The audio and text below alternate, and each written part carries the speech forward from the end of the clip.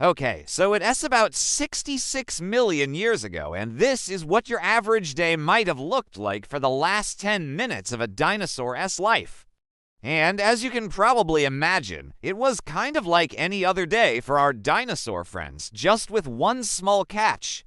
The world would end in 10 minutes, but of course they didn't know that. Now, if you want to learn more about the asteroid that wiped out the dinosaurs, there's a whole video available covering all of that. This, however, is about the last moments of those poor dinos. So, without further ado, let's get started. In 10 million BC, life on Earth was absolutely thriving, especially if you were a dinosaur. Dinosaurs had been stomping around the planet for over 150 million years by this point, and life was looking pretty sweet. Of course, they weren't all sweet to each other, but overall, things were going pretty well, that is, until the sky turned green. If our dino friend was a bird eater, then he may have been scanning the forest floor below him for a tasty meal. While his keen eyesight could spot prey from miles away, the ground beneath him was also littered with smaller dinosaurs who would happily scavenge any scraps he happened to leave behind. Not to mention, if he stayed up here long enough, some herbivores might start wandering by, giving him the opportunity to nab himself a nice snack.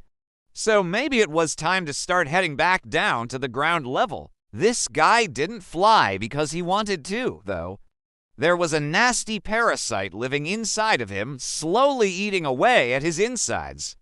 Parasites were unfortunately quite common amongst flying creatures back then, thanks to how much flying was going on.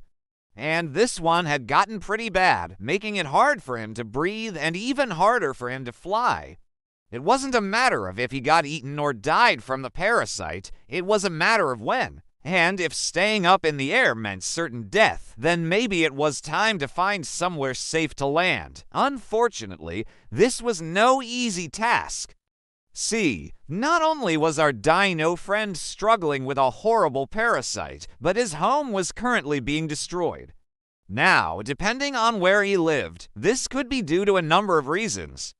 Perhaps an earthquake had just struck, causing giant cracks to appear in the earth and buildings to crumble. Or maybe volcanic activity had become a bit too intense, forcing him to flee his home in search of food and safety.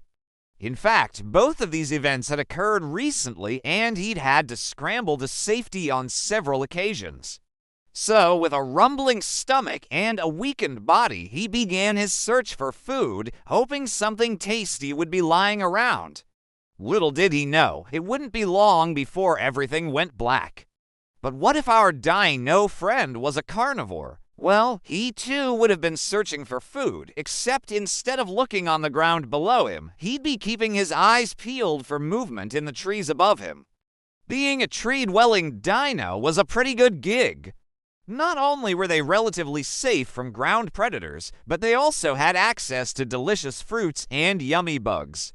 They could use their claws to grip branches while their teeth tore through the plants, filling their stomachs with nutrients. And so when he saw a large animal slowly moving through the leaves, it was game on. He knew exactly what he would do next. When he ambushed his prey, he carefully moved from branch to branch, staying hidden until he was just about ready to strike. As he got closer, he took off like a rocket. With sharp talons outstretched, he tried to grab onto his victim, but his claws slipped and sent him tumbling through the air. Thankfully, he was okay, but now his meal was getting away. Not to be outdone, he spread his wings and gave chase. He had to catch this thing, and quickly, not just because it was getting away, but because his stomach was growling with hunger. You see, while he ate well, he hadn't eaten in a few days, so his hunt would need to be successful. Otherwise, he might have to resort to catching a fish or something. And honestly, that was just gross. Fish were slimy and smelled bad. He didn't want anything to do with them. Of course, little did he know that there was something even more gross hurtling towards him from space, and there was nothing he could do about it. Perhaps our dino friend was swimming through the water looking for some yummy fish to eat. With his long neck stretched out in front of him, he scanned the area for movement. That's when he spotted a school of fish swimming in the distance. Perfect. His stomach growled again. It had been a while since he ate, and so he wasted no time in paddling after his dinner. He loved swimming. It was so much better than lumbering around on land, where he was constantly bumping into trees and tripping over rocks. No, in the water, he was fast, silent, and deadly. And after a few minutes of chasing, he opened up his jaws wide and scooped up a few fish in his mouth. Yum! The water temperature was quite warm today, which made him feel extra sluggish. Maybe he should head back to shore and lay in the sun for a while. As he turned around to head back, he noticed something strange in the sky. At first, it looked like a shooting star, but it was way bigger than any rock he'd ever seen hurtling through the sky. And it seemed to be headed straight for him. He knew he couldn't outrun it, so he tried something else. He dove deep into the water, hoping whatever it was would miss him. He could hear the screams of terrified animals above him, but he was too far down to hear what they were saying. All he knew was that whatever was happening, it was big. As he swam deeper, he felt the pressure of the water around him increase, making it hard to move.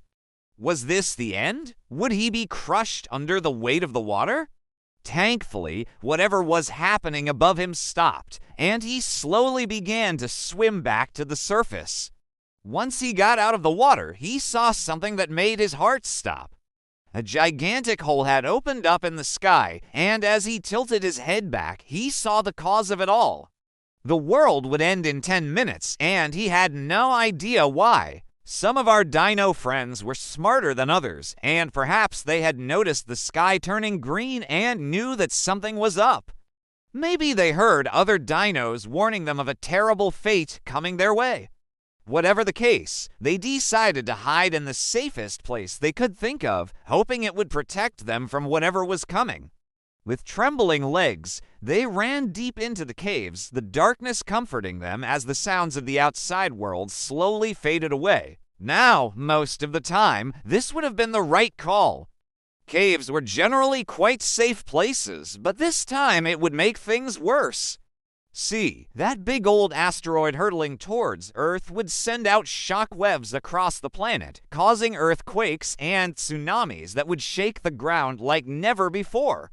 If they were outside, they might have stood a chance against the disaster. But deep in these caves, they were trapped with nowhere to go. As the world began to shake around them, they huddled together, hoping it would all just go away. But when the cave began to collapse, they knew they were in trouble. Now, depending on who you are, this might have been the end of your story. Maybe you were unlucky enough to be in the wrong place at the wrong time, or perhaps you were simply born into a species that was doomed to die. Either way, your life came to an end in the last 10 minutes of the dinosaurs. And while the asteroid did wipe out most of the dinos, it didn't get them all. Some of the smaller dinos managed to survive the impact and ensuing disasters, proving themselves to be incredibly resilient. Of course, they still went extinct, but given the choice between being wiped out completely or surviving for a few more million years, they chose the latter. And who knows, maybe in another 66 million years, we lines invent time machines and go back to see what life was really like during the age of dinosaurs. Thanks for watching.